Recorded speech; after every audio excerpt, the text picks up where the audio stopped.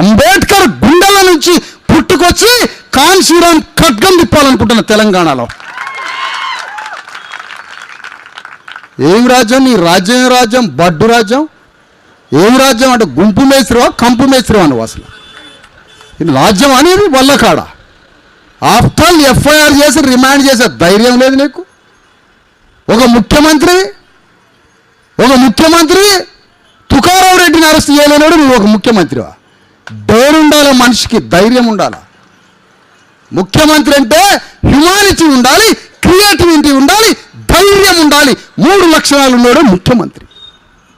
నీకు క్రియేటివిటీ లేదు, ధైర్యం లేదు, మానవత్వం అంతకన్నా లేదు. మరి నీ పనేంటి?